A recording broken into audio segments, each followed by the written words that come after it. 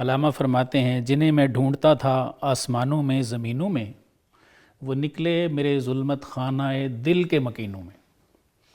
تو سر یہ فرمائیں کہ ہر انسان اللہ کو پانا چاہتا ہے، ملنا چاہتا ہے، دیکھنا چاہتا ہے، تو علامہ فرما رہے ہیں کہ زمینوں آسمانوں میں میں ڈھونڈتا رہا، لیکن جب اس کا سراغ ملا نا تو وہ خود سے ہی ملا۔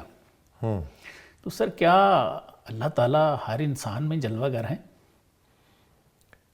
بالکل ایسا ہی ہے۔ علامہ اقبال کا سارا فلسفہ جو ہے وہ قرآن پاک سے مستنیر ہے، سر اور وہ فلسفہ یہی ہے کہ اپنے من میں ڈوب کر پا جا سراغ زندگی، تو اگر میرا نہیں بنتا نہ بن اپنا تو بن۔ ٹھیک، اور جس نے اپنے آپ کو پہچان لیا اس نے اپنے رب کو پہچان لیا۔ بالکل صحیح۔ یہ صوفیاء کے کلام میں جگہ جگہ حدیث مبارکہ ملتی ہے، اور کئی لوگ جدید مفکرین جو ہیں وہ نہیں بھی مانتے اسے، وہ کہتے ہیں حدیث نہیں ہے، کسی صوفی کا کلام، صوفی کا کلام ہے، لیکن عرف اکثر کے ہاں عرف ربہ ملتا ہے، اور اکثر نے حدیث مبارکہ بھی اس کو صحیح کہا ہے۔ صحیح، لیکن قرآن پاک بھی یہی کہتا ہے کہ اپنے دل کی طرف متوجہ ہوں۔ تو علامہ اقبال سیدھے لفظوں میں یہی کہہ رہے ہیں کہ جب تک آپ اپنے دل کی طرف متوجہ نہیں ہوں گے، کیونکہ مرکز انسان کا جو ہے، اس کائنات کا مرکز جو ہے، وہ حضرت سلطان باہو رحمۃ اللہ علیہ نے تو بہت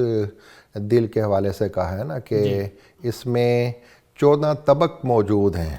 14 طبق دل دے اندر تمبو وانگن تانے ہو، تمبو وانگ، تو اور جو کچھ بھی آپ نے، پوری کائنات اس کے اندر ہے۔ وچے بیڑے وچے چیڑے وچے ونج مہانے ہو۔ جی، سر تو علامہ بھی یہی فرماتے ہیں کہ مرکز جو ہے وہ دل ہے۔ اللہ نے جو نور عطا کیا ہے وہ دل میں، اللہ نے جو اپنی روح انسان کے جسم میں پھونکی ہے، اس کا مرکز دل ہے۔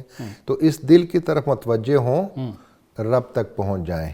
خود ہی سے اور خود سے خدا تک کا سفر جو ہے، خود سے خدا تک کا سفر، یہ وہ بیان ہو رہا ہے۔ بالکل ٹھیک۔ پہلے اپنے آپ کو پہچانیں، اپنی صلاحیتوں کو پہچانیں، پھر اطاعت کے مرحلے سے گزریں، پھر ضبط نفس، اور پھر نیابت الہی، اللہ کا قرب حاصل ہو جائے گا۔ اور ہاتھ ہے اللہ کا بندہ مومن کا ہاتھ، غالب و کار آفریں، کار کشا کار ساز۔ آپ دیکھیں قرآن پاک نے تو یہ بھی فرمایا نا کہ اللہ کی نشانیاں کائنات میں بکھری پڑی ہیں، اور ہم سے زیادہ یہ نشانیاں جو ہیں ان کو قریدہ ہے اہل مغرب نے، ٹھیک، لیکن وہ اللہ کو نہیں مانتے۔ وہ کہتے ہیں یہ کارخانہ خود بخود چل رہا ہے۔ صحیح۔ اور نیٹشے کے بارے میں اقبال نے کہا تھا نا، اگر ہوتا وہ مجذوب فرنگی اس زمانے میں، تو اقبال اس کو سمجھاتا کہ مقام کبریا کیا ہے۔ تو وہ چاند سے تو آگے وہ پہنچ گئے ہیں، مریخ تک پہنچنے کی تیاریاں ہو رہی ہیں، اور سائنس میں ہم سے کتنا آگے چلے گئے۔ تو وہ اس شعر کے پہلے مصرے کے تحت کہ دنیا کو وہ چھان رہے ہیں، کائنات کو چھان رہے ہیں، لیکن دل کی طرف متوجہ نہیں ہوئے، اللہ کو نہیں پہچان سکے۔ اچھا سر، ہمارے جو مسلمان بھائی ہیں ان میں سے بھی بعض یہ کہتے ہیں، اس کا انکار کرتے ہیں، وہ کہتے ہیں نہیں جی، بندے میں اللہ نہیں ہے، اللہ تو 7 آسمانوں کے اوپر ہے، جسے عالم لاہوت کہتے ہیں۔ وہ کیا فرماتے ہیں اس پہ؟ علامہ کا جو تصور خدا بھی ہے نا، تصور ذات جو علامہ کا ہے، اس پہ میرا پورا تھیسس ہے، مقالہ ہے، چھپ چکا ہے، علامہ اقبال کا تصور حقیقت مطلقہ، the concept of ultimate reality of Iqbal, یا اقبال's کانسیپٹ آف الٹیمیٹ ریالٹی۔ ٹھیک ہے۔ علامہ اقبال کا تصور بھی یہی ہے کہ اللہ جو ہے وہ ماورا بھی ہے، لیکن جاری و ساری بھی ہے۔